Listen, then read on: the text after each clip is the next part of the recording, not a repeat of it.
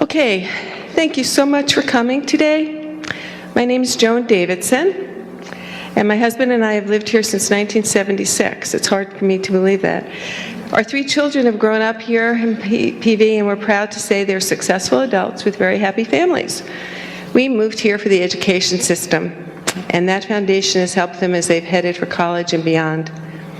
I have a bachelor's and a master's degree in education, and I served on the Palos Verdes School Board as a member and president for 8 years. I was also president of SCRA, the Southern California Regional Occupational Center, and I've taught at South High for 15 years, so I'm a teacher and a school board member. And as a mother with my background in education, it saddens me to have come to this point in time when the educational system that we've all taken for granted in Palos Verdes is at great risk. And that puts our children at great risk as well. I believe that the American public is waking up to the orchestrated effort to privatize and monetize public education. We cannot sit by idly as a small group of wealthy people, watching wealthy people try to gain control of our public schools.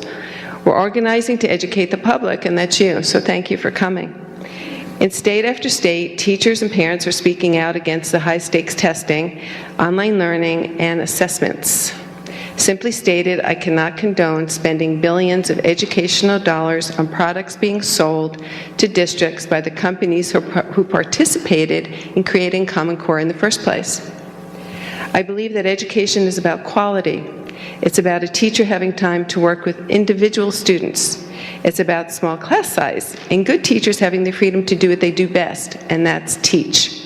It's about local control. As an example, after allocating $1 billion on iPads, LA Unified School Board was barred from reviewing the uploaded curriculum. That's a little strange. Now LA USD has abandoned their whole iPad program. Then, after spending millions, multi-millions, on a computer system that doesn't work, they're stalling the tests this spring. I find this incredulous, and it speaks volumes.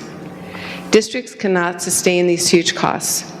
Recently in Orange County, 4 school districts filed suits against California for unfunded mandates. They were Plumas, Porterville, Santa Ana, and Vallejo Unified Districts. Tracking what PV Unified has gotten, it's about $2.5 million, but I've tracked that they've spent at least $6 million on technology. These are unfunded mandates being brought upon us from the state. If these districts win what they have filed, the state of California will have to pay back all of the costs to PV and every other district for technology, software, computers, staffing costs, professional development, bandwidth, etc. The cost of implementing Common Core technology for the purpose of testing has pushed districts to the brink. Districts cannot put our children at risk like this. California State School Board has stated that the Smarter Balance test this spring will have no accountability. There's no API score this year, so why even think about putting your child through this kind of test? There are also consequences that go way beyond monetary costs. There are costs to our children sitting in front of computers with desperation trying to understand the tests and the questions being asked of them. This is not a conservative or a liberal agenda. This is about parents. It's about community coming together for the sake of our children. If you didn't see the LA Times today, get a copy that says, "You're being watched."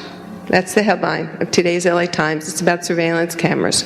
It could have easily have said, "Your children are being watched," because every time they take an online test, someone else is getting that data. Could you put up the first PowerPoint slide? Thanks.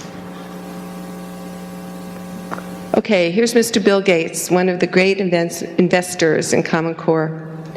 In 2013, he said, "It would be great if our education stuff worked, but we're not going to know that for probably a decade." Why would you ever put your child in an experiment that you don't know if it's going to work for another 10 years? Why would you put them through testing? Slide number 2, please. Back in 2009, Mr. Gates interestingly said, when the tests are aligned to the Common Core standards, the curriculum will line up as well. Now that's interesting because when the states were asked to pick up the, quote, standards, they said the districts can take care of the curriculum. But that's not true because all the textbooks are aligning to it, and they've made sure of that. All the guys who are in on this, Mr. Gates, and all the usual suspects. Slide number 3, please. David Coleman. He's known as the architect of Common Core. He said that the teachers will teach to the test, that there's no force strong enough on this earth that can stop teachers from teaching this way. And he was talking about the testing. This was way back in 2011 at the senior leadership meeting in Florida. It's this kind of outlandish circumstance that brings us all together today. Around the nation, the National Teachers Association, the NEA, and the American Federation of Teachers have come out with statements against high-stakes testing. In Chicago, for instance, a huge district, they're only allowing 10% of all of their students, hundreds of thousands of kids, to take this test because they are defying the Federal Department of Education. They're saying no. In Oregon, the Democratic Central Committee of the state voted to get rid of Common Core for the host state.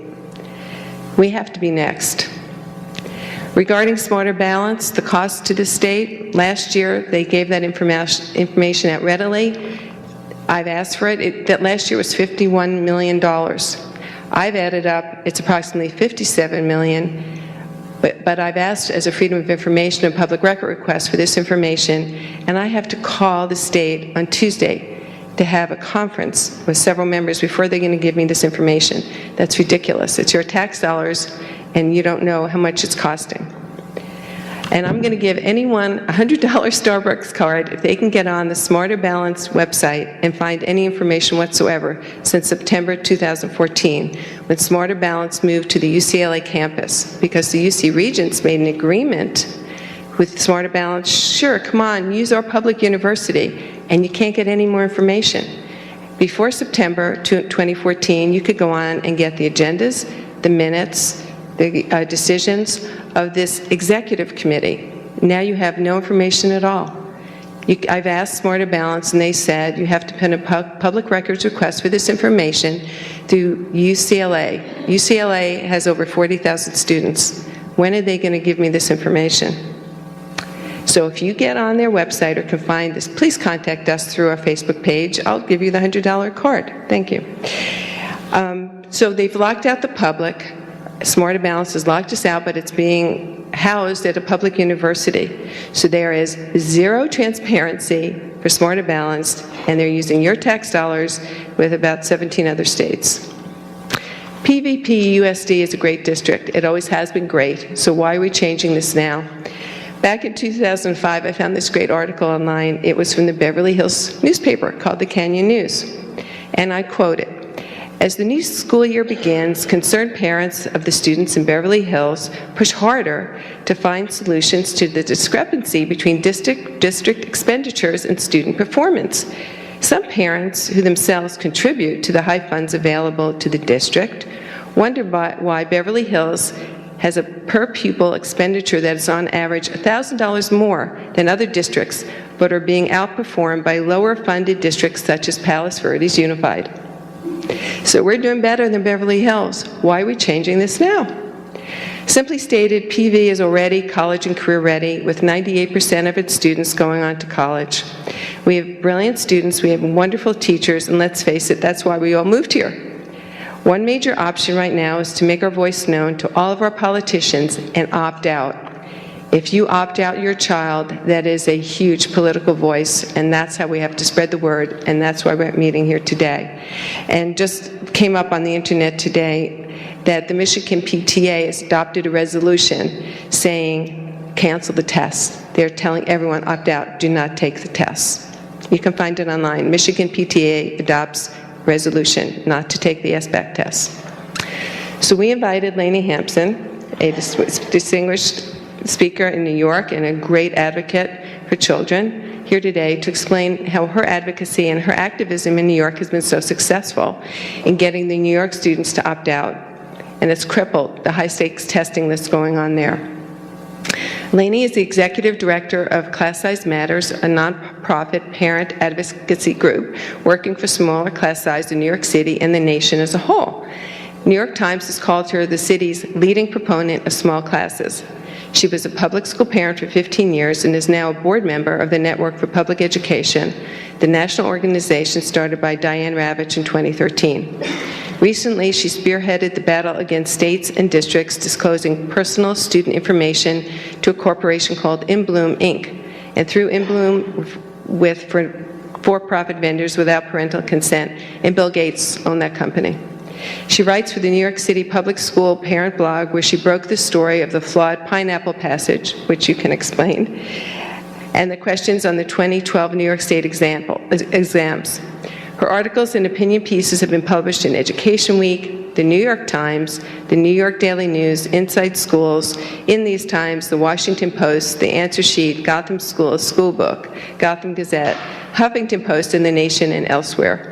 She's a graduate of Harvard University and has worked as a parent advocate at the Educational Priorities Panel and started Class Size Matters in 2000.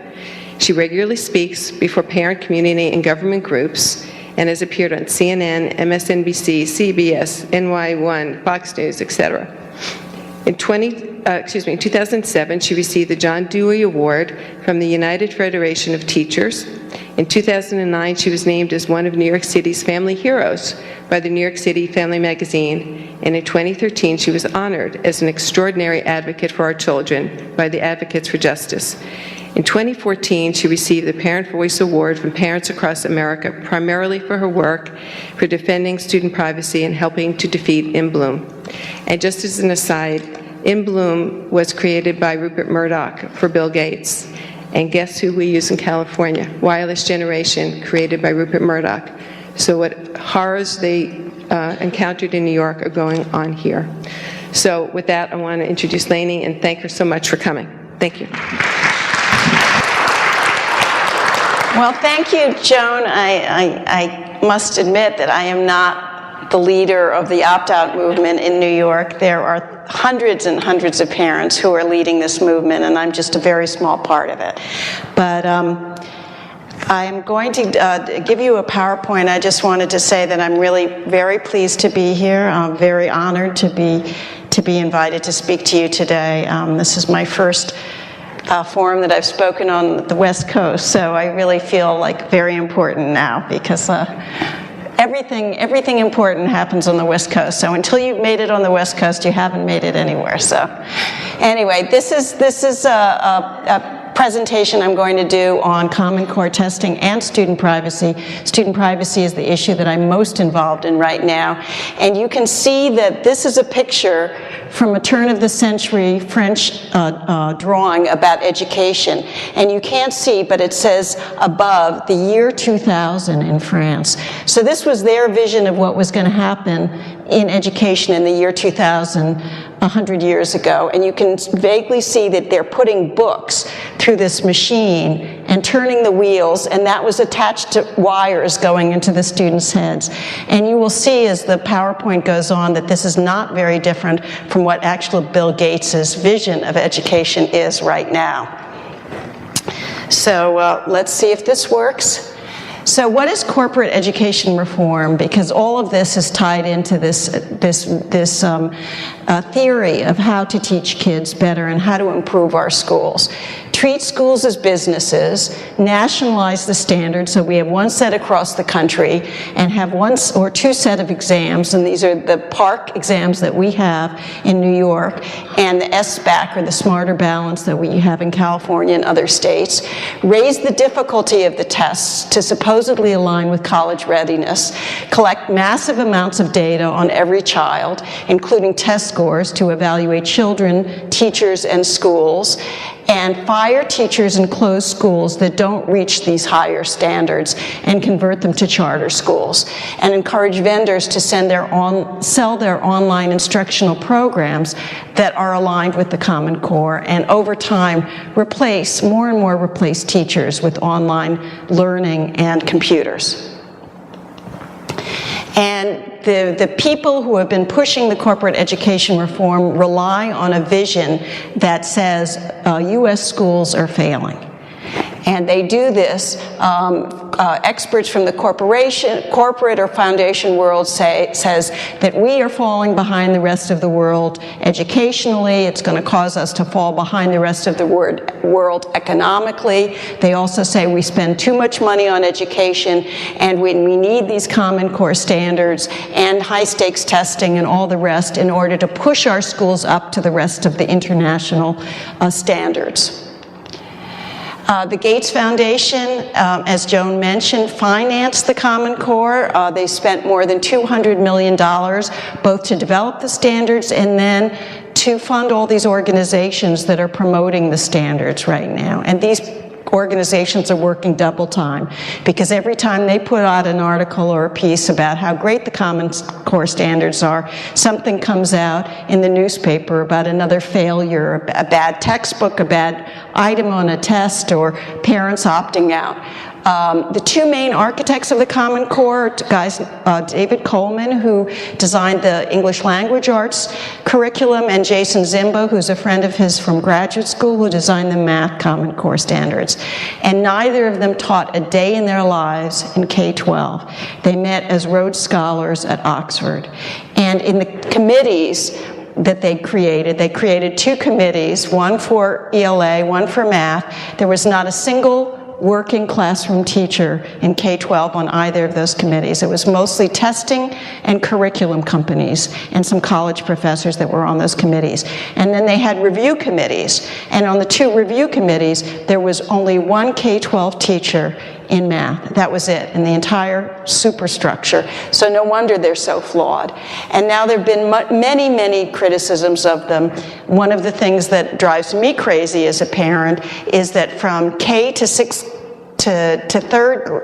K through 5, your child is supposed to be assigned 50% informational text. That means half of all the reading that they do in school has to be nonfiction.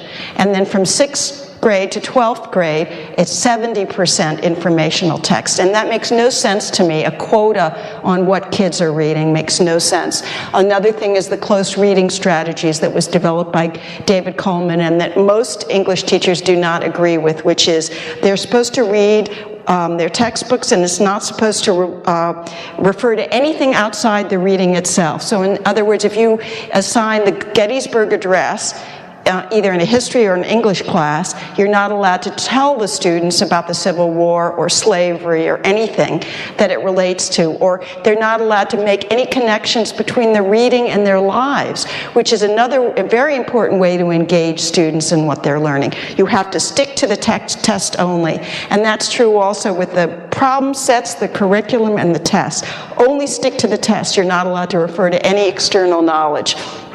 And what many experts have said, especially early childhood experts, is that the Common Core is completely inappropriate for early grades because kids develop at different ages. They learn how to read at different ages. It has nothing to do with where they end up later on. So to have strict standards that say your kid has to be reading by the end of kindergarten is very, very damaging to children. And then when you're talking about special needs kids or English language learners, to expect all of them to reach the same bars at the same age is not only antithetical to what teachers know make for good education, but is actually highly abusive. So Bill Gates explained recently his support for Common Core, not that the standards were necessarily better or higher, but they provided a common outlet for kids to be plugged into like appliances. He explicitly compared it to the variety of appliances that we have that can be manufactured because all of them use the same kind of plug. And if you can only plug the same kids into the same tests and standards and curriculum, therefore that will create this vast marketplace of more appliances, et cetera, et cetera. But I think that looking at children as appliances to be plugged into electrical outlets is completely the wrong way to look at human beings with individual needs and individual skills and requirements. And Joanne Weiss, who was the head of Race to the Top under the Arne Duncan and later became his chief of staff, said, she wrote for the Harvard Business Review that Common Core would provide advantage to vendors who could now market their products to all states at the same time. The development of common standards and shared assessments, meaning the tests, radically alters the market for innovation of curriculum development, et cetera, means that the education entrepreneurs will enjoy national markets where the best products can be taken to scale. So this is just a chart showing all the different money in the different areas that Bill Gates spent in order to promote and develop the Common Core, including giving money to states to adopt it, nonprofits to promote it, advocacy groups to say how great it is, et cetera, and $20 million to the drafters in the first place. And then money for curriculum companies as well as higher ed.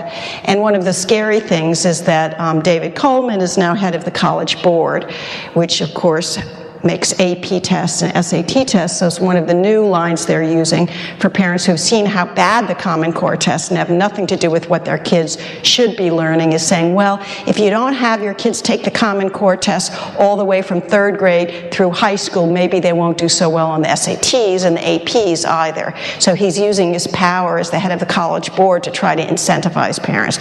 But of course, you know, starting your kid off in 3rd grade to prepare for the SAT is crazy in my mind. So this is really interesting. There's a woman named Naomi Klein, and she talks about how people create these crises, or they use actually occurring crises to get all these different public policies adopted. And nations or communities in shock often give up things that they would otherwise fiercely protect, like their public schools. The crisis can be real. For example, Hurricane Katrina came in and destroyed the city of New Orleans, as we all know. And Arne Duncan actually said it was the best thing that ever happened to New Orleans schools, because they completely got rid of their public school system and they completely privatized it and gave it over to charter schools. And the ideology and the propaganda around the Common Core, I believe, is creating a crisis where no crisis actually exists in order to get all these states to adopt the Common Core and adopt the tests. Rick Hess is a very conservative guy. He works for the American Enterprise Institute, and he wrote a column a couple of years ago for Education Week, which I still think is the best thing that has ever been written on the Common Core. And even though the American Enterprise Institute gets a lot of money from the Gates Foundation, he was remarkably honest in this piece. And he hangs out with Jeb Bush and a lot of the groups that have been pushing the Common Core for years now, and high stakes testing. And what he said is, their idea is that politicians will embrace the Common Core assessments and use them to set cut scores very high to show that the majority of kids and schools are failing. Then parents and community members who previously liked their schools are going to believe the assessment results rather than their own lying eyes. Finally, newly convinced that their schools stink, parent and voters will embrace reform. Common Core advocates now evince an eerie confidence that they can scare these voters into embracing the reform agenda. However, most of today's remedies, and these are the remedies put out by the corporate education reform movement, including test-based teacher evaluation, efforts to move effective teachers to low-performing schools, charter schools, and school turnarounds, don't actually have a lot of fans in the suburbs or speak to the things that suburban parents are most concerned about. So Rick Hess, a couple of years ago, was predicting that there would be a pushback, and that's what's happened in most of parts of the country, where parents actually like their public schools, they think their kids are doing pretty well, and they don't see the need for whole-scale transformation and the adoption of new standards and new tests to show them that they're wrong and that their schools and their kids are actually failing. So are schools actually failing? Actually, the PISA scores from the OECD that they often use to trumpet how much schools are failing, U.S. comes out somewhere in the middle of these standardized tests, but the U.S. has always come out in the middle of the standardized tests. We do not, by and large, have a test-obsessed culture the way they do in many of the countries, especially the Asian countries, which really do a lot of high-stakes testing. And yet that has not hampered our economic success at all. all. So to say that we're failing now is really based upon no evidence at all. And if there is a crisis in our school, it's based upon inequality, the fact that we have the highest number of poor kids in anywhere in the developed world except for Mexico. And over half of U.S. Public school students are poor for the first time. And in low poverty schools, the way you have in Palos Verdes, actually the results are quite good, even compared to international standards. And so this is a very complicated chart that I just picked off of another website, so it's a little bit hard to read. But what it says is where schools, U.S. schools, have only 10% poverty, PISA scores are 551, which outscore every other country in the world. So it's really the schools where there are a large number of poor kids where the international test scores are low, and where you have a few kids in poverty, according to these international test scores, they're very, very high and outperform all these other countries that now we're supposed to emulate, like Japan and China and Singapore. So why are the Common Core tests so damaging? Well, you can literally find 200 websites with 2,000 reasons, and I've just picked a few. Preparing for the exams take up too much time. In some schools it takes up to 20% of classroom time or 25% of the school year. It causes teachers to teach to the test rather than the material that kids really enjoy and that they really need to develop their higher order thinking skills, their critical thinking, project-based learning. It leads children who are taking multiple choice tests, and there are a lot of multiple choice questions on these tests, to think there's only one right answer on the test, whereas actually there are many right answers in life, and you have to learn how to argue and take both sides sometimes. And when you look at the Pearson test that we've had in New York, teachers and principals have looked at these tests, and to the extent that parents have seen them, because they don't release all the questions, they say they spend time debating, like, what is the right answer? It could be A, it could be B, it could be C. They're perfectly good arguments for all of them, and yet children are being taught there's only one of those is a good answer. It costs billions of dollars, as Joan said, to produce the tests and implement, including the computers on which they're being taken, and they lead to a narrowing of the curriculum so that the untested subjects on the Common Core tests really don't get the attention they deserve, like art, music, science, social studies. As I mentioned, they're developmentally inappropriate for certain students, especially younger kids or special needs kids or English language learners. They're not gauged for those kids, they're not designed for those kids, and they put those kids through tremendous amounts of stress. They will fail many, many students, and we'll get to that later, what they're predicting the failure rates are. And that's discouraging in itself for students to find out that they're failing. Kids who are actually doing very well in school will graduate from high school, will go on to college, but now they're going to find out, in third or fourth grade that they failed the test. High-stakes tests encourages corruption, including cheating on tests. Recently in Atlanta, there were a bunch of teachers that were found to be cheating because of the pressures of high-stakes testing, and they were just said they're going to be sentenced to up to 20 years in jail. Serves no diagnostic purpose. The teachers never get these tests back until the next year, often in a form where they can't even tell what it is that the kids did right or wrong. As again, you're never going to see the whole test back. They're going to keep parts of it secret, and so it really doesn't help the teacher know what your kid needs to succeed, and it defines kids as test scores, which can follow them through life through the state longitudinal data systems, which I'll get into more later. But every state in the country, including California, is creating these state longitudinal data systems that's going to have data for your child that will track them through life, cradle to the grave. And these are some of the skills and subjects needed in life that are mostly not on the test, including collaboration, research skills, critical thinking, physical activity, ethics, psychology, government, et cetera, et cetera. So Smarter Balanced is charging districts $22.50 per student for computerized testing and more for paper and pencil. California just accepted a bid from Educational Testing Service to create other Common Core tests, not SBAC tests, a 3-year deal worth $240 million. Last year, California state budget already allotted $1.25 billion to districts, about $200 per student to implement the Common Core standards. But now, as Joan mentioned, 4 districts are suing because they say that money is not enough, and they filed a claim to the Commission on State Mandates, saying you can't do this without giving us more money. And if they win, the state could be liable for as much as $1 billion more per year for all the other expenses associated with the Common Core, including the wiring, the computers, devices, et cetera, et cetera. And I suppose the curriculum as well. The time taken up is very excessive. It's going to be about 7 to 8.5 hours per grade, starting in 3rd grade, which is, more time than the SATs. And then these are the predictions that have been made about how many students will fail the math and the English exams. 61 to 67% students will fail the math exams. 59 to 62% will fail the English language arts exams. And again, this is sort of preordained.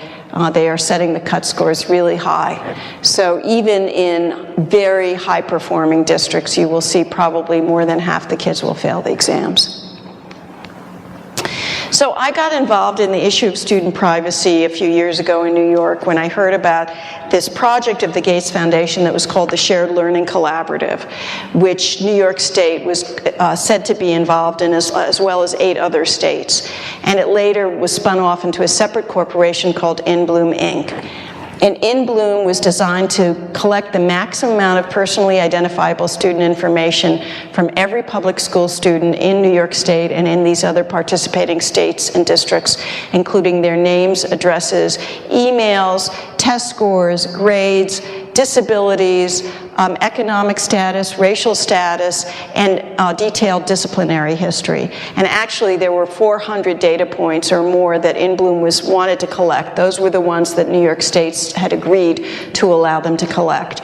And InBloom was storing them on a cloud with an operating system built by Wireless Generation, which is now called Amplify and owned by Rupert Murdoch, and was formatting the data in a way to make it easily accessible to vendors and incentivizing vendors to build their products around this data. And all of this was happening without parental knowledge and consent. And in fact, when I started blogging about it and speaking about it and holding town hall meetings, no one in the state of New York, not the school boards, not the superintendents, knew anything about it. And actually, I got letters from the school board lawyers saying, in places like Westchester, which is a wealthy suburb, saying, I must have gotten it wrong because this would be illegal. But I'd gotten it right, actually, and it was only when the national press started writing about it did people actually start believing me. And this was, InBloom created these videos that were supposed to appeal to parents, and basically what they showed was these very large classes and all the kids sitting at their computers and the teacher going around and like seeing what they were doing on their computers through her own little computer and pushing one button after another to like assign a different instructional program to them. And on the teacher's computer, these dashboards would pop up and show every student like what their character strengths were and their character weaknesses, and whether they show enthusiasm and resist distractions. And the lobbyist for the School Board Association in New York said, and he later said that it was a cautionary tale, but we thought it was something that was showing an advantage, that along with your test scores and your grades, you would get an InBloom score, and that would sort of in one number exemplify your personality strengths or weaknesses. And what was funny is this was in a promotional video, and yet every parent that I know who looked at it was horrified. Gates Foundation gave millions of dollars to states and districts to participate. They were traveling around the country, giving cash prizes to vendors to build their products around it. And the ultimate goal was to create a thriving market of personalized learning tools based upon this data. And we started talking about it and blogging about it, and Diane Ravitch started blogging about it, and I started reaching out to parent activists in other In Bloom states and districts, and finally there was national stories about it, and one by one every state and district pulled out of In Bloom. And finally, in New York State, where we had the fiercest fight, our commissioner would not pull out of In Bloom, but we had to get the state legislature to pass a law against it. And we finally did last April, and In Bloom closed its doors 2 weeks later.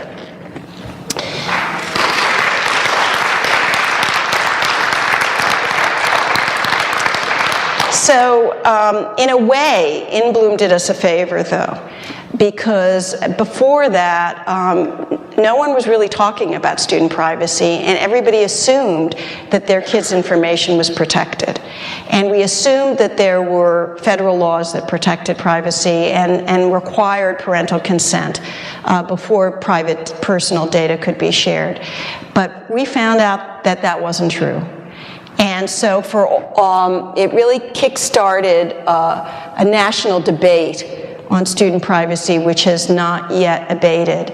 And last year, I think 20 states passed laws around student privacy. Most of them are not that strong, but there is a growing awareness about what's happened over the last few years. And now there are bills that have been introduced in Congress. There's one bill that is introduced to regulate the behavior of vendors. Actually, the bill was about to be introduced a couple weeks ago, and then we found out about it in advance, and we put out a press release, our coalition, and it was in the Washington Post, and then the House members that were introducing it actually pulled back the bill before it was introduced, and they're still talking to us about improving it. So we're having a bit of an influence there, and now there's going to be a new bill introduced in the House to regulate what districts and states do with this data as well. So there's a lot happening around this area. With the growth of online learning and testing, student data is extremely, extremely valuable. The educational online learning sector, the ed tech sector, is worth $500 billion in the United States and growing. Yet there are no proven benefits from online learning. So there have been all these studies done and all these randomized studies and controlled studies, and there's not a single study that actually shows that in the K-12 area online learning works. And yet there's this huge explosion of products that are being marketed to schools. And then there's another very, very dangerous thing, which is as part of Obama's stimulus package, they created incentives and requirements that all states create these longitudinal student data systems and share data among many, many different state agencies. So it's not just the public schools, but the criminal justice system, child services, Department of Health. They're all putting all this data together in these longitudinal data systems that are supposed to track your kid cradle to the grave. And right now there's no oversight or restrictions on how that data can be used and how that data can be shared. And there's actually a bill that was developed by this group called ALEC, called the Student Futures Act, that they're trying to get states to adopt, which says that there should be committees at the state level appointed by private industry, universities, and the governor to look at this data and steer children towards appropriate colleges or careers. And this is just saying big money and big data, and you know, all these things are connected, from Smarter Balanced, Common Core, testing companies, and ed tech companies. So we thought that originally when I heard about In Bloom, and many other people did too, thought that this was illegal because there was this great law that was passed in the 1970s called the Family Educational Rights and Privacy Act, or otherwise known as FERPA. And what it said at that time was that schools and districts cannot share personally identifiable student information with any third parties without parental knowledge and consent. And yet the law has been weakened by the federal government so hugely over the last few years that it's unrecognizable. And this was done without an act of Congress. It was done purely through regulation. In 2008, the regulations were rewritten to allow states, districts, or schools to share this data with any third party performing operational services for a school or district. And so a company could be designated a school official if they did some sort of services for your school, and therefore contractors, consultants, volunteers, and other parties, including testing companies, could be called school officials and could get a hold of any data that the school or district wanted to give to the company without your knowledge. And then in 2011, it was rewritten again to allow this data to be given away to authorized representatives, and these could be individuals or companies who didn't even have contracts with the school or district, in order to evaluate, do a study, do an audit, do an evaluation of any school program, and get access to the data. And previously authorized representatives were entities over which you had actual control, either an employee or a contractor, and now it could be anyone. And InBloom claimed that they could get a hold of all this data either through the school official exception or the authorized representative exception. And I think the testing companies are doing the same thing, basically, because they say they're doing evaluation for the states and evaluation of kids, but they're also providing services to the district. Now, often your child's educational records will include very sensitive health information. So it'll have disability information, it'll have 504 information, which can be anything from your kid who has a peanut allergy or epilepsy, I mean, and everything in between. And yet once that health information is in your child's educational file, it no longer is protected through HIPAA, which protects medical records. It becomes part of the educational record. It is regulated under FERPA, which means it can be shared with anyone, without your knowledge or consent. And if that exact same information is in your child's medical file, it cannot be shared with third parties without your knowledge and consent. HIPAA also requires certain security protections and training for companies that are getting access to this information. And even so, with the additional level of security, we still have breaches under HIPAA. So even HIPAA is not strong enough to protect privacy, but it's much, much stronger than FERPA. Now, in surveys, 86% of technology experts say they do not trust most sensitive information to go up into data clouds, and yet this is where much of the information is being stored of your child's educational records. And we've seen repeated breaches off of clouds in recent years from Living Social, from Target, and it seems like almost every day. I mean, we know about the Apple breach from the Apple cloud. There's just breaches that happen all the time. And Connect ED was another company that went bankrupt, and it was going to sell off all the personal student data it had. The FTC stepped in to stop that, but it still was able to hand off a huge amount of personal data to the companies that took over those services. And then something that I'm very concerned about, and other people are as well, is what happens even within the school context. If there's no sharing with third parties and there's no breaches, what happens when everything that your child has done from the age of 4 or 5 onwards is included in their profile and on the data dashboard that people in the school have access to? So more and more schools are developing these internal data systems. And what they say is that we need to know everything that's happened to your child back until the age of 5 to be able to know what they really need to succeed, to be able to do a good job as a teacher or a principal or a guidance counselor. But what the research actually shows is that there's a tremendous amount of stereotyping that goes on in schools. And so there was this one experiment that was done, and it's been done many times and validated over time, which is that they told teachers that the kids in their class were tested, and certain ones through the test were shown to going to make a big jump in IQ that year, and yet they just randomly chose kids out of the classroom. They didn't actually have any data to support this as well. And the kids that actually made the big jump jump in IQ that year were the kids that the teachers had been told, because those were the kids that got extra attention from their teachers, and the teachers really expected more from them and gave them more positive feedback, and those were the kids who actually jumped ahead in IQ. And that's called the Pygmalion effect, but there's a similar effect called the Golem effect, and that is if you tell teachers ahead of time, before they've even met your child or really know anything about them, that your child is a troublemaker or hasn't done well in school or has trouble with this or has trouble with that, that often creates a negative stereotype that's self-reinforcing and self-fulfilling. And so there's real problems about giving all this kind of information, storing it over time, and giving it to your, making it very easy for teachers to access it, because it really can limit your child's future success. Oh wait, that's the wrong one.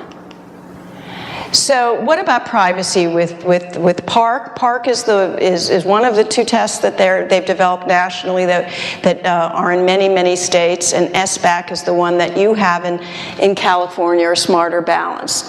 Like in Bloom, they are collecting huge amounts of data, not just kids' test scores, but schools are entering in all sorts of other data into the Smarter Balance data set in order to allow them to do comparisons. So they're entering your child's profile, probably including, previous test scores, if any, economic, racial status, disability, if any, and perhaps other data points as well. Now, we looked at the PARC privacy policy. Neither of these companies had any privacy policies before we started making a fuss about In Bloom. PARC developed a privacy policy, which they claimed was really great. We looked at it and we thought, it's terrible. So PARC privacy policy allows it to utilize personal student data to analyze test results for the purposes of accountability, including making decisions as to whether kids are going to be promoted or graduate for individual students, teachers and school leader evaluations, school accountability determinations, determinations of principal and teacher professional development and support needs, and program improvement, which basically says everything that a school is supposed to decide.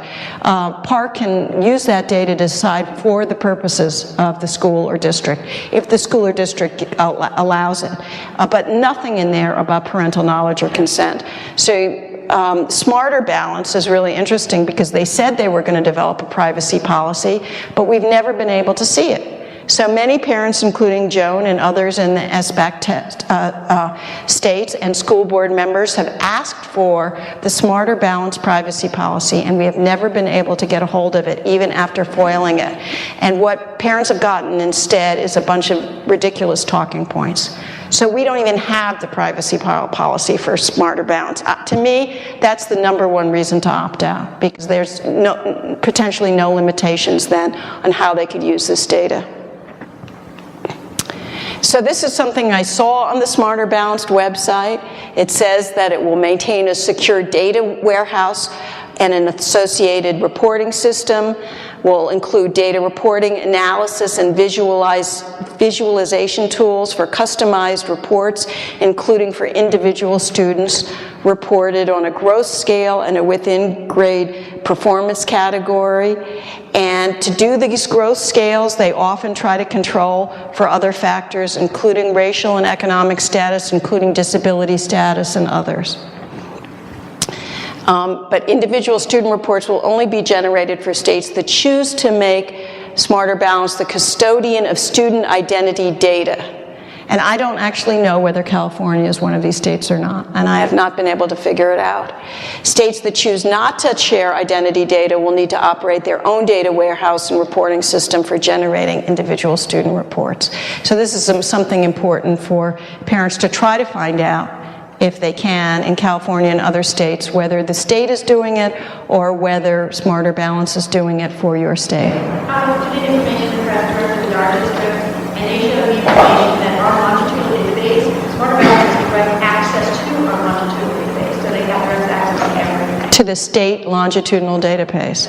Well, that's very scary. Because in the state longitudinal database is a lot of information that has nothing to do with educational records even. So the fact that they're getting access to it is very, very dangerous. literally like criminal justice records and stuff like that may be in your state longitudinal database. And one of the superintendents in New York, when we were fighting in Bloom, because we had great support from our state school boards and our state superintendents. 80% of our superintendents said they did not want student data to go to in Bloom.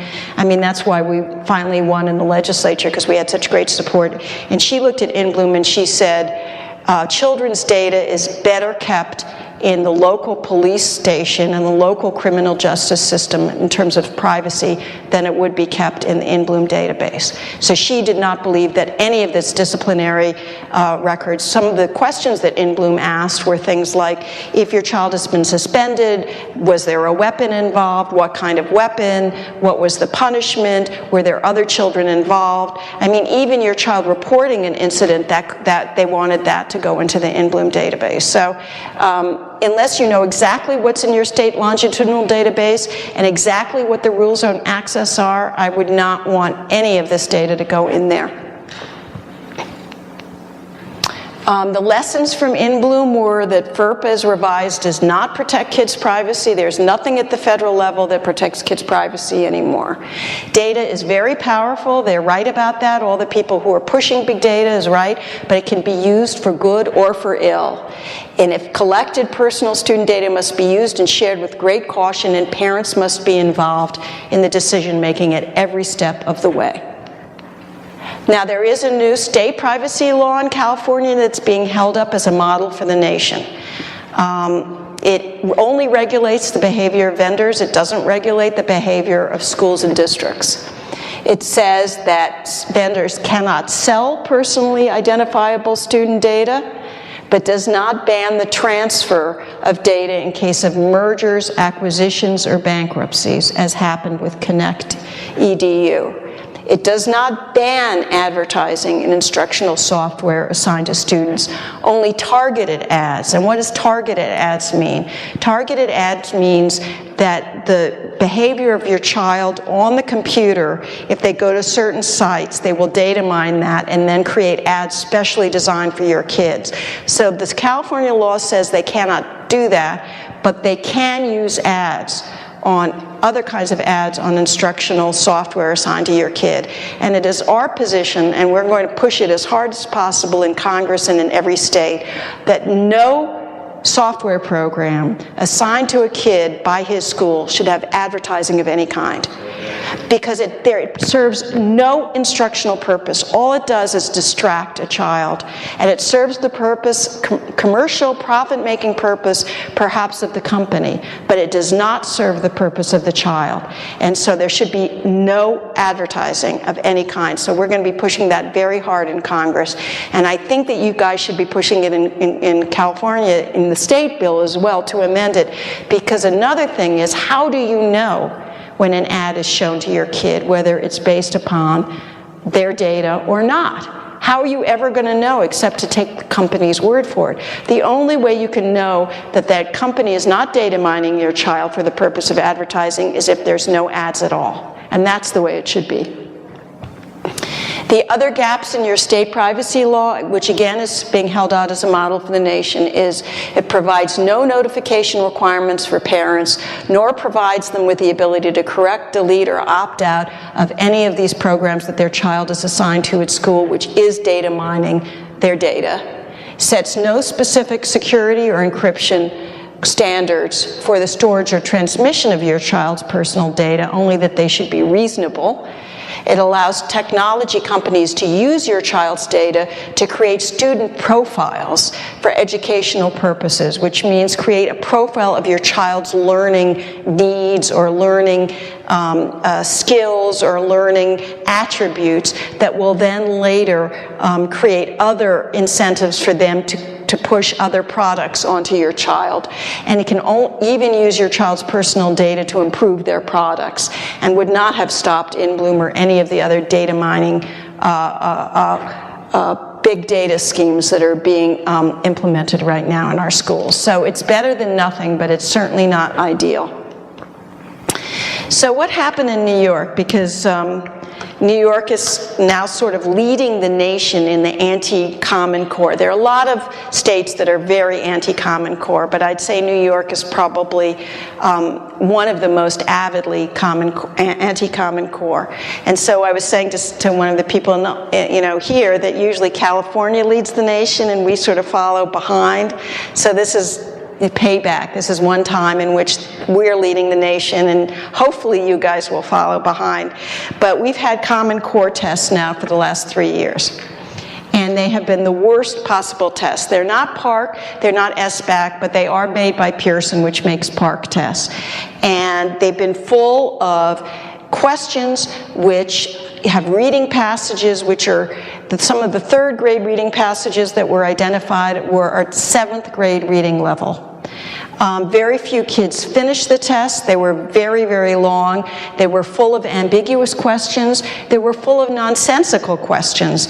And Joan mentioned this question called the pineapple question, which was actually on the Common Core test in New York in 2012. And I wrote about it first because someone left a comment on my blog about it after the first day of testing. And I always write on my blog, please comment if you know anything about the test that you think are worthy of people knowing about, because most of the test is kept secret. And somebody left a comment on my blog. There was this ridiculous passage called The Pineapple and the Hare, and it already has a Facebook page on it. So I quickly did a Google search and I saw that there was a Facebook page and there was another website. And it took this passage and it had a slightly garbled version of the passage about a race between a pineapple and a hare. And at the end of the race, everyone ate the pineapple. And I won't even tell you, it was the most ridiculous, didn't make any sense, it was completely surreal. And then they asked these questions about it, like who was the winner, who had the most sense, the eagle, the hare, blah, blah, blah. It didn't make any sense at all. It was so absurd. And I found out fairly quickly that this passage and the associated questions had been asked before in 6 states over 7 years and 2 other large districts, including California. I mean, not California, Chicago. And I think it had been used in California. It had been asked over and over, and every single year you could look on the internet and see students who were really upset because they didn't know what the right answer was. And there really was no right answer. And they got distracted and confused and upset by this test. And as I said, it had its own Facebook page, and yet it kept on being recycled year after year after year. But because it was in my blog and because reporters in New York, which is the center of media, read my blog, it went, first an intrepid reporter from the Daily News wrote about it, soon it went into the Wall Street Journal, the New York Times, Time Magazine, et cetera, and the national media picked it up. And what was amazing was that they actually kicked it off our test. The commissioner said it would not be counted, and this question would never be used again, of course. But Pearson, which creates these tests supposedly for accountability purposes, had reused it over and over and over. And they actually put out a memo which was leaked to Time Magazine in which they said they had never heard any complaints about this question before. And in 5 seconds on Google, you could have seen complaints from almost every other state, 6 states and 2 large districts, which means that these testing companies lie and are accountable to no one until you out them. And then the memo that they leaked had such bad PR that they actually had to put out another memo sort of apologizing for the first memo. But Pearson and these companies make mistake after mistake after mistake. They've had huge scoring mistakes across the country. They've put out bad questions with the wrong answers. Just recently, I don't have it here because I saw it on Twitter this morning, Pearson put out a social studies test guide for the teacher in Colorado in which they spelled social studies wrong. So it's just, pathetic. And they hire people to create the test items. You can see this on the job ads. So the people who are writing the tests, it says BA preferred. In other words, people who are writing these tests don't even have college degrees.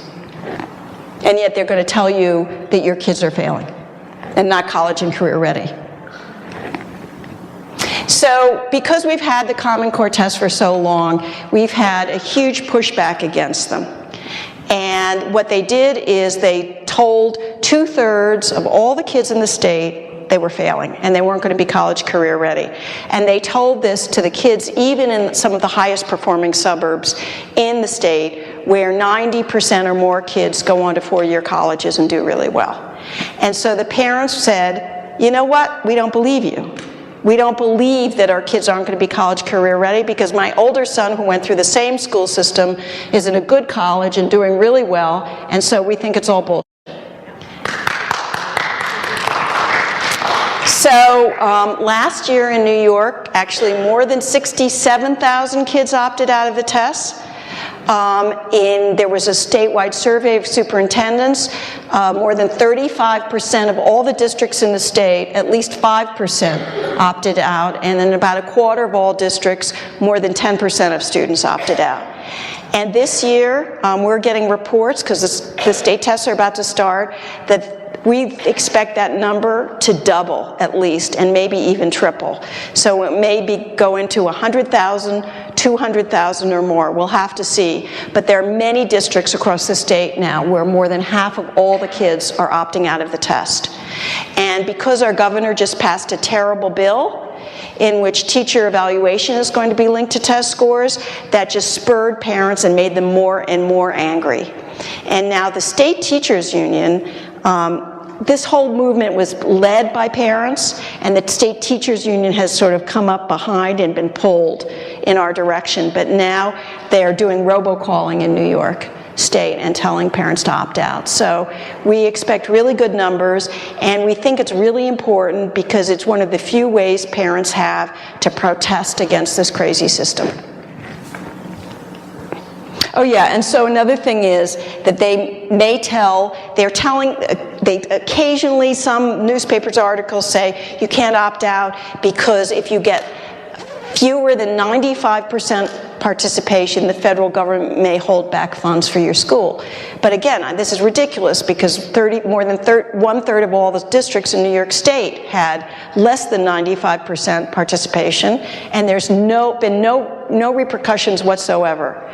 No loss of funding, no nothing, no changes at all. And so the state education department has had to come back and sort of change that line. But now they have a new line that came out in the paper today, which is the federal government may tell the state to hold back state funding, which of course makes no sense either, because they can't make the state do that either.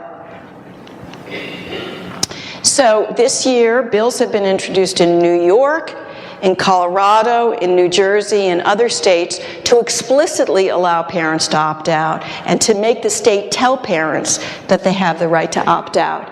And yet California is one of the few states that has had this law on the books forever, as long as I know, for many, many years. So you guys, it is a California state law that says you have the right to opt out of your kids out of these tests, and yet for some reason, few parents are using that right, or at least have in the past. So we find this very strange in New York, because we are opting out. We're opting out in big numbers. We're pushing for a law. There's also a resolution in the city council saying that the New York City Department of Education has to put this in a parent bill of rights so that all parents are aware of it.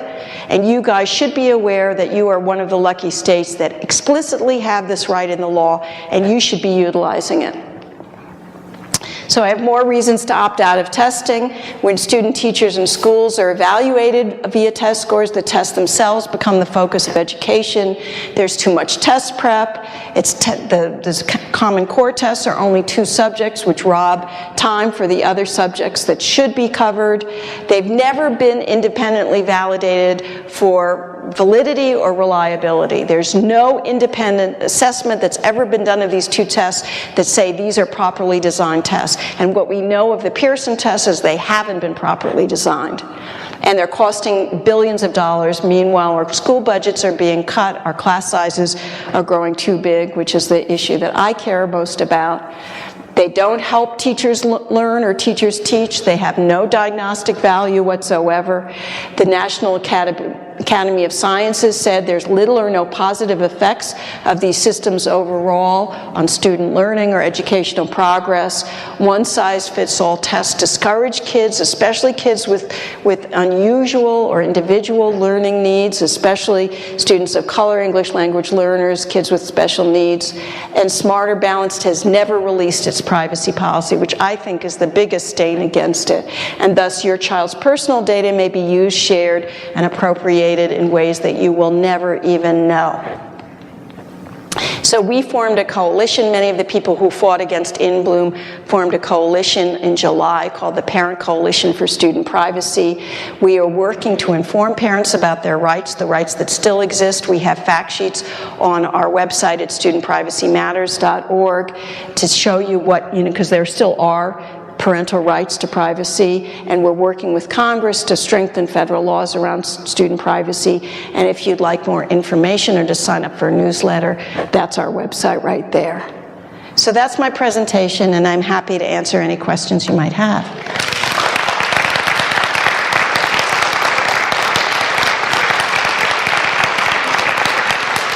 So yeah, there's a microphone right here. If you'd like to step up and ask a question, come to the microphone. Or are we going to hand it around, or just people should come here?